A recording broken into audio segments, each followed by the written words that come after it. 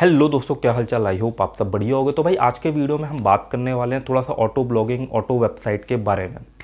अब यार auto blogging, automatically ये जो वेबसाइट है उस पर कॉन्टेंट वगैरह जो है वो कैसे अपलोड होता चला जाता है, कैसे इस तरीके की वेबसाइट बनी हुई है। फॉर एग्जांपल के तौर पे आप देख सकते हो एपी के प्योर टाइप की वेबसाइट है ना, उनको आप एग्जांपल के तौर पे देख सकते हो। और एक भाई भी जो है बड़ा ही उत्सुक था कि भाई कि ये ऑटोमेटिक जो है वेबसाइट है कैसे बनती चली जाती है, कैसे उनमें जो है वो कंटेंट वगैरह जो है वो अपलोड होता चला जाता है, कंटेंट बढ़ता चला जाता है, लीगल है इलीगल है, वो सारे कॉन्सेप्ट जो है वो मैं आपको उस वीडियो में समझाने की कोशिश करूँगा।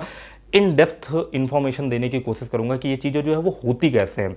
नॉर्मली यार ब्लॉगर वगैरह जो ब्लॉगिंग में जो लोग हैं ना यार, प्लगइन वगैरह का यूज़ कर लेते हैं ना, प्लगइन में बस सीधे चीज़ें डाल दी और सीधे हो रही हैं। उनको इंटरनली जो बैकग्राउंड में चीज़ें चल रही हैं वो उसका आइडिया नहीं लग पाता है। तो इस वीडियो में हम थोड़ा सा समझें कि बैकग्राउंड में एक्चुअली में हो क्या रहा होता है।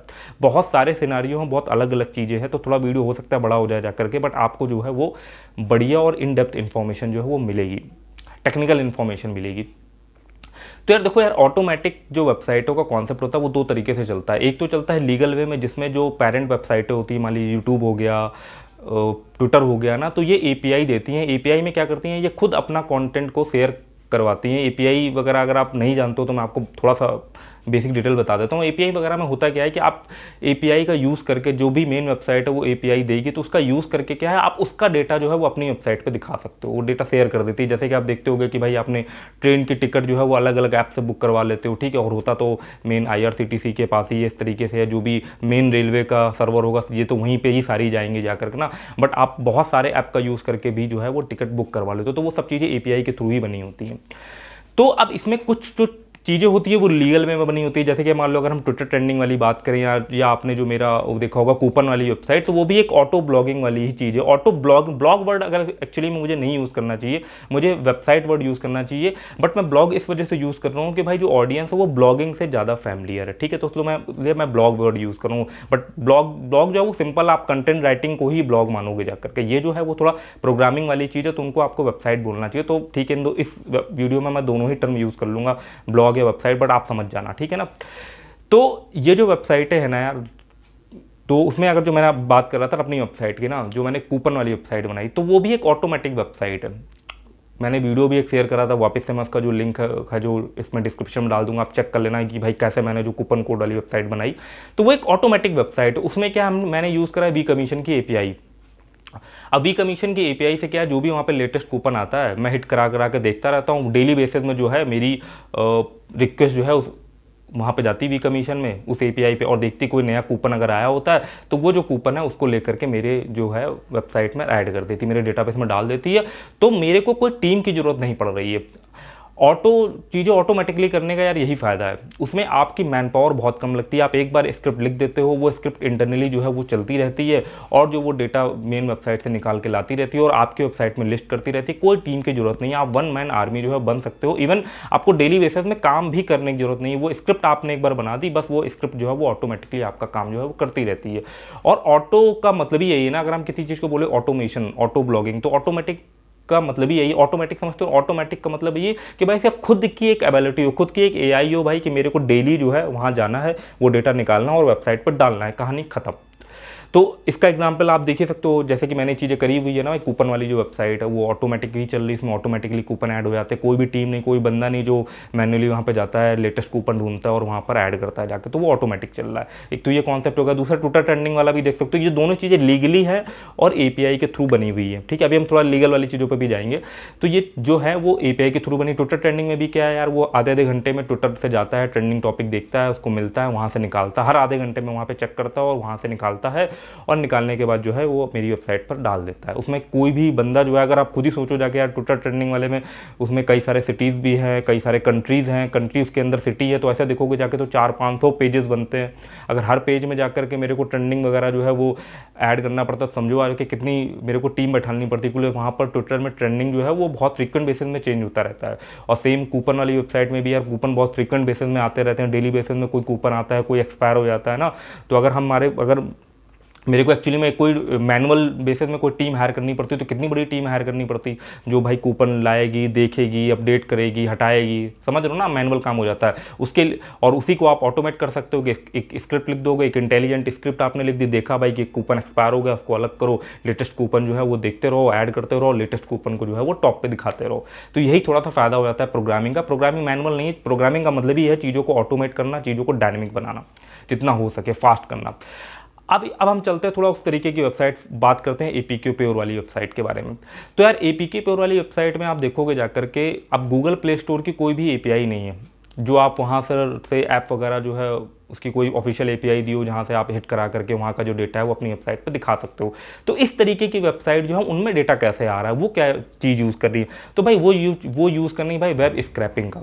अब वेब स्क्रैपिंग अगर आप नहीं जानते तो थोड़ा सा मैं समझाता हूँ। वेब स्क्रैपिंग में होता क्या है ना यार चीज़, थोड़ा सा आप गूगल के तरीके से भी समझ सकते हो कि यार जब से आप गूगल में नहीं देखते हो, गूगल क्रॉल करता रहता है सारे वेबसाइटों को, और जो जो उस वेबसाइट उसको नहीं मिलती चली जाती है उनको अपने सर्च इंजन में इंडेक्स करता रहता है। इंडेक्स करने का मतलब समझो कि गूगल जो है पूरा पूरा कंटेंट उस वेबसाइट का उठा लेता है, मेन वेबसाइट का, उसके इंटरनल हर पेज का कंटेंट उठा लेता है। तभी तो जब आप गूगल सर्च में कोई क्वेरी लिखते हो तो वो फाइंड आउट करता है कि हाँ भाई किस वेबसाइट के कॉन्टेंट से वो मैच कर रहा है और आपको उस वेबसाइट तक लेकर के जाता है। और अब तो आपको पता ही है कि पैराग्राफ बेसिस में भी जो है वो गूगल इवन पैराग्राफ बेसिस को भी इंडिविजुअली उस पर एसईओ वगैरह करता है, देखता है कि हाँ भाई कौन से पैराग्राफ में कंटेंट मैच कर रहा है, तो उस पर हमें लेकर के जाना है, कहाँ पर उसका क्वेश्चन जो है किस पैराग्राफ से रिलेवेंट बैठ रहा है। ठीक है, तो कितना सिंक्रोनाइज वे में वो किसी दूसरी वेबसाइट के कंटेंट को जो है वो स्टोर कर रहा है। बट इसको भी एक तरीके से आप कहोगे जाके ये भी स्क्रैपी, आप सारा डेटा जो है वो लेके स्टोर कर रहे हो। बट स्क्रैप में थोड़ा सा क्या है कि थोड़ा और एक इंटेलिजेंट टेक्निक जो है वो यूज होती है, उसके बारे में भी हम बात करेंगे। तो यार ये जैसे मान लो एपीके प्योर वाली वेबसाइट, अब जिन भी वेबसाइटों के ऑफिशियल एपीआई नहीं होती है उनको ले करके कोई आप देखोगे कोई सिमिलर वेबसाइट बनी हुई है, आप एक पीके प्योर वाली वेबसाइट में देखोगे तो भाई इन्होंने क्या करा है ना, पूरा पूरा जो डेटा एज इट इज, जो डिस्क्रिप्शन वहाँ पे पड़ा है वही एज इट इज डिस्क्रिप्शन उन्होंने अपनी वेबसाइट पर डाला हुआ है। अब समझ लो यार वहाँ पे कितने फ्रीक्वेंट बेसिस में जो है एपीके प्योर वाली वेबसाइट में डेटा जो है वो अपलोड होता रहता है, डेटा जो है वो जाता रहता है, लोग कितना फ्रीक्वेंट बेसिस में नए नए ऐप वहाँ बना के डालते रहते हैं। अब अगर मान लो एपीके प्योर के पास सिर्फ जो ऐप वहाँ से अगर मैनुअल निकाल करके अपनी वेबसाइट पर डालते, या उनका कोई अगर ब्लॉग होता तो उस पर डालते जा करके, तो कितनी बड़ी उनको जो टीम है वो जरूरत पड़ती जा करके। ठीक है, तो आप कॉन्सेप्ट समझ रहे हो ना। तो उन्होंने क्या करा भाई, अब उसकी ऑफिशियल तो एपीआई तो है नहीं, अगर ऑफिशियल एपीआई होती तो उसका यूज़ कर लेते, बिल्कुल लीगल तरीका होता, तो उन्होंने यूज़ करा वेब स्क्रैपिंग का। अब वेब स्क्रैपिंग में क्या होता है ना यार, एक स्क्रिप्ट लिख दी, स्क्रिप्ट लिखने के बाद वो क्या करता है कि उस वेबसाइट पर जाता है जिसका डेटा निकालना, उसके सारे मतलब जो भी पेजेस जो है, जो भी लेटेस्ट, क्योंकि वो जो है वो लेटेस्ट ऐप जो भी वहाँ पे डलते हैं उनका एक फ़िल्टर लगा होगा जो प्ले स्टोर में, वहाँ पे ही पता चलता है कि भाई कौन कौन से ऐप जो हैं वो आज यहाँ पे न्यूली अपडेटेड ऐप, या आपने देखा होगा ऐसे फ़िल्टर हर जगह पे होते हैं प्ले स्टोर वगैरह में भी, कि कौन से ऐप जो है वो न्यूली अपडेटेड है, जो अभी अपडेट हुआ, और कौन से ऐप जो है वो प्ले स्टोर में अभी अभी डले हैं। तो उन पेजेस को वो क्रॉल करता है, एक स्क्रिप्ट लिख दी।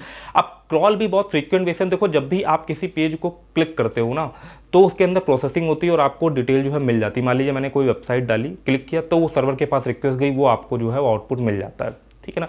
अब इनकी जो स्क्रिप्ट होती है वो बैकग्राउंड में बहुत फ्रीक्वेंट बेसिस में चलती रहती है। अब बैकग्राउंड में चलती रहती है, उसके लिए अगर आप होस्टिंग वगैरह यूज़ करते हो ना, तो अपने शेयर्ड होस्टिंग में या आपने शेयर होस्टिंग में ये चीज़ देखी होगी, इसमें क्रॉन टैब होता है, क्रॉन जॉब होता है, जिसको हम शेड्यूलर बोलते हैं, जिसमें आपने कोई स्क्रिप्ट लिख दिया, कोई प्रोग्राम लिख दिया जो उस वेबसाइट पे जा रहा है, जिसका आपको डेटा निकालना है, और वो स्क्रिप्ट एग्जीक्यूट होगी इंटरनल बेसिस में, आपने टाइम सेट कर दिया। शेड्यूलर का कॉन्सेप्ट आप इस तरीके से समझ सकते हो, क्रॉन जॉब का कॉन्सेप्ट आप इस तरीके से समझ सकते हो कि आपने स्क्रिप्ट लिखी जो स्क्रिप्ट स्क्रैप करने का काम कर रही है, और उसको आपने ये शेड्यूलर में सेट कर दिया कि भाई ये स्क्रिप्ट जो है वो आप कोई भी टाइम सेट करते हो, 1 सेकंड में हिट करे जा करके, 1 सेकंड में 12 बार जो है वहाँ पे देखते रहे कौन कौन से लेटेस्ट ऐप वगैरह आए हैं, उनको स्क्रैप करके उनका डेटा जो है वो लेकर के आएगी।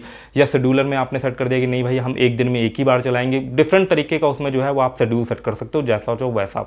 ठीक है, बट स्क्रैपिंग में देखोगे जा करके ना, तो अगर बहुत फ्रीक्वेंट बेसिस में कहीं का शेड्यूलर सेट कर दोगे तो जो पेरेंट वेबसाइट है वो समझ जाएगी भाई ये स्क्रैप कर रही है, स्क्रैपिंग वैसे भी इलीगल है, तो आपकी आईपी को ब्लॉक कर सकती है। तो वो रिक्वायरमेंट के बेसिस पे डिपेंड करता है कि भाई किस फ्रीक्वेंट बेसिस में अपडेट कराना है। तभी आप देखोगे जो वहाँ पे लेटेस्ट ऐप आते हैं ना प्ले स्टोर में, वो तुरंत के तुरंत सेकंडों में नहीं इस वेबसाइट पर आ जाते हैं, हफ्ते 10 दिन बाद जो है वो जो ऐप वहाँ पे जाता है उसका डेटा जो है वो एपीके प्योर वाली वेबसाइट में आता है, क्योंकि उन्होंने अपना शेड्यूलर वैसे ही सेट कर रखा होगा। और जो जो अपडेट होते रहते होंगे, ऐप अपडेटेड वाली की भी लिस्ट आती है, उनको भी वो फ्रीक्वेंट बेसिस में चेक करते रहते हैं कि हाँ भाई इसका जो नया वर्जन आ गया है, ठीक है, तो वहाँ से उसका कंटेंट निकाला, डिटेल निकाला और अपनी वेबसाइट पर जो है वो लिस्ट कर दिया जा करके। तो कुछ इस तरीके से जो है वो यार सारा कॉन्सेप्ट चलता है। कुछ लीगल वे में चलता है, जो API का यूज़ करके जो चीज़ें हैं वो होती है, ठीक है ना। उसमें तो पेरेंट वेबसाइट खुद ही आपको ऑथराइज करती है कि आप API की वगैरह जनरेट कर लो और जो है उनका डेटा जो है वो अपनी वेबसाइट पर डिस्प्ले कर सकते हो और उसको डिफरेंट तरीके से उसको और अच्छा बना सकते हो और उसमें अपने इन्हांसमेंट कर सकते हो, यूज़र को और वैल्यू प्रोवाइड कर सकते हो, जिससे क्या है वो यूज़र आपके ऐप से एंगेज करो। और बहुत सारे जो वेबसाइट है ना वो इसी कॉन्सेप्ट का यूज़ करके, जैसे कि मैंने एक केस स्टडी बनाई थी, इसमें आपको बताया था ना कि कैसे यूट्यूब से लोग वीडियो बना करके बिल्कुल यूट्यूब की ही मिरर टाइप की वेबसाइट जो है बना देते हैं और उस पर वगैरह के एडसेंस वगैरह के ऐड आ रहे थे। एडसेंस के तो नहीं आ रहे थे क्योंकि वो इलीगल हो जाता है, बट उसको दूसरी वेबसाइट में ले जा करके वहाँ डाउनलोड बटन लगा करके या पॉपअप ऐड वगैरह लगा दिया या दूसरी वेबसाइट पर रिडायरेक्ट करके वीडियो को फोर्सफुली डाउनलोड करते टाइम पे, आपको कॉन्सेप्ट पता है जैसे कि मूवी डाउनलोडिंग वेबसाइट पे होता है, वहाँ पर वगैरह एडसेंस के ऐड लगा दिए और जो है वो एडसेंस वगैरह से रेवेन्यू जनरेट कर रहा है।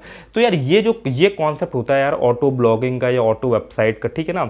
उसको आप ब्लॉगिंग में नहीं काउंट करोगे, एक्चुअली में प्लगइन वगैरह बने हुए हैं, वो सारी चीज़ें हैं, बट आप इसको एक हार्डकोर तरीके से यही समझो जाके, ये एक प्रोग्रामिंग का डीप लेवल का कॉन्सेप्ट होता है जिसमें आप API वगैरह का यूज़ करके कुछ इन्हांसमेंट कुछ वैल्यू प्रोवाइड करते हो, या अगर API नहीं होती किसी वेबसाइट का तो लोग इलीगल तरीके से जो है वो APK पे वो टाइप की वेबसाइट ही बन जाती है। बट अब देखोगे इस तरीके की वेबसाइट में भी वगैरह में गूगल एडसेंस वगैरह जो है वो धड़ल्ले से चल रहा है। तो यार वो इसी वजह से कॉन्सेप्ट चल रहा है कि यार आप जानते हो यार कि गूगल एडसेंस जो है वो 35% रेवेन्यू अपने पास रखता है और 65% जो है वो भाई पब्लिशर को देता है। तो कहीं ना कहीं उसका भी फायदा हो रहा है ना, एक वेबसाइट में जहाँ जो उसको इतना रेवेन्यू जनरेट करके दे रही भाई लाखों में करोड़ों में ना, तो उसमें उसका भी तो फायदा हो रहा है ना एडसेंस का। तो उसको भी लग रहा होगा यार छोड़ो यार, बढ़िया अच्छा खासा रेवेन्यू दे रही है यार, तो क्या ही ब्लॉक करना, क्या ही चलना, और वो वेबसाइट जो है इस तरीके से चल रही है। हालांकि इलीगल है भाई, जब आप play store direct APK download करने की फैसिलिटी नहीं दे रहा, वो वेबसाइट दे रही है तो कहीं ना कहीं लीगल है, बट तब भी चीज़ें चल रही है। इसका एग्जाम्पल आप यहाँ से भी देख सकते हो यार कि जो माइक्रोसॉफ्ट का जो XP होता है तो बहुत सारा उसका पायरेटेड वर्जन जो अभी भी चल रहा है, ऑफिस का भी पायरेटेड वर्जन क्रैक्ड वगैरह आते हैं, बट सब पता होता है माइक्रोसॉफ्ट को, बट स्टिल वो जो है वो खुद ही प्रमोट करता है, वो बैन नहीं करता है। वो चाहता है कि लोगों को उसकी यूजेबिलिटी हो जाए। मान लो किसी ने MS ऑफिस यूज़ कर लिया क्रैक्ड वर्जन में, तो वो हैबिचुअल हो जाएगा उसको यूज़ करने के लिए। तो जब उसके पास पैसा होगा तो वो यही कोशिश करेगा कि ऐसा करते हैं यार बाई कर लेते हैं, ठीक है ना। तो वो फ्री दे करके लोगों को क्या है आदत लगवाई जाती है, यही जो है वो मार्केट की मोनोपोली होती है। तो खैर ये तो एक डिफरेंट टाइप का कॉन्सेप्ट हो गया जाकर के, ये आपको ये लिए समझाने के लिए था कि क्यों इस तरीके के थोड़े जो सेमी लेवल के आप इलीगल वर्क बोलोगे वो भी चल रहे हैं, उसमें भी प्रॉपर जो है एडसेंस रहता है। तो कहीं ना कहीं जो एडसेंस उसका भी प्रॉफिट हो रहा होता है, तो वो जानबूझ करके जो है वो उसमें कुछ किसी तरीके की जो है वो कार्रवाई वगैरह जो है वो नहीं करते हैं।